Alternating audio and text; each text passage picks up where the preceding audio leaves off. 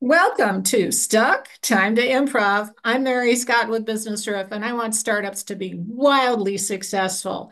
One of the things startups absolutely need is support. And today, our special guest is Kara Horat, founder of Connect for Success. And we're going to be talking about islands, isolation, and how to avoid that. Thanks so much for coming, Kara. Thanks for having me, Mary. Nice to see you today. So let's talk about why startups seem to get into this isolation island situation in the first place. Well, I think that as an entrepreneur, you have ideas that you want to implement and you just put your head down and you start going. And you keep your head down and you keep going, and then time flies. I would think we would both agree with this, Mary, that the world and life is just passing by at the speed of lightning, right? Yeah. And then you look up and 6 months have gone by. You look up and a year has gone by. You look up and 2 years have gone by. And I feel like I will say this, whether it is in business or it is personally, that loneliness is an epidemic. And it is very easy to become isolated when you are the everything to your business. It is. And I always say every startup needs at least three members of their team. They need the marketing person, they need the accountant, and they need the lawyer because the marketing person helps them make money. The accountant helps them keep most of it, and the Mhm. lawyer prevents them from losing it. Yeah, sure. So these folks are people you can contact on a regular basis and have conversations about, knowing your numbers and how are you doing? What kinds of campaigns should you be doing to get the word out or to get people ready to see you when you launch, right? Yeah, 100%. I do think, though, I will say, yes, absolutely, you have to have your team in place so that you are not the only one doing everything. But isolation goes even further than that because even when you have a team of people in place, whether it's a business partner, whether it's, someone you're paying to help you with your marketing, your perspective can become isolated. And that's the thing that I am masterful at, is helping people really realize that the other perspective from different people is key. And so, but you don't want the perspective of someone who doesn't understand. So, for example, as an entrepreneur, we all have friends, we all have family. You might share with someone that you've started something new. And, a lot of times the people closest to us want to protect us. And so it ends up to be sort of a little bit of dream stealing, if you will, because they don't understand. Maybe they're not entrepreneurs. Maybe they've been in the corporate world or in the corporate world, or maybe they're retired.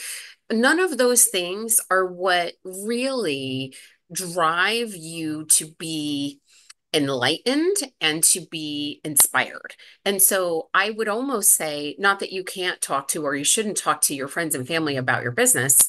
You should, but in small doses.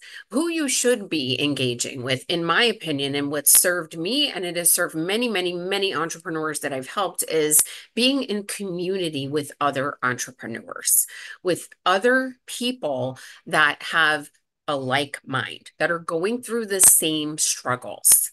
I think it's not only is it important, but it's if you don't have it, it can be detrimental to your success. I Yeah. will tell you, even from a mental health standpoint. So I run a mastermind community and I have for the last 10 years. If you don't know what a mastermind is, you should know because it is a community that problem solves and brainstorms almost like a focus group. That kind of a community can really pour into you and you pour into them. And I have a young professional in my group who said to me, the ups and downs of being an entrepreneur, a startup, right? There's ups and downs. It's a little bit of a roller coaster ride. When you're in that and you don't have the support of others like you, it can be really impactful when you're in the down cycle and your mind is playing tricks on you and, all of the negative self-talk comes into play. When you have people that are either in the same boat or a couple steps ahead of you that have been there, you can look at that and you can say, okay, it's not just me. Someone else has been there before. I can get through this. They've gotten through this. So her words to me it rang so true, but it was eye-opening as well that her mental health was so important to her on this journey, and that this community was helping her mental health. So I would say it's not just the tactical, right? Like you always say, the tactics, it's also protective. It's also keeping you grounded, if that makes sense.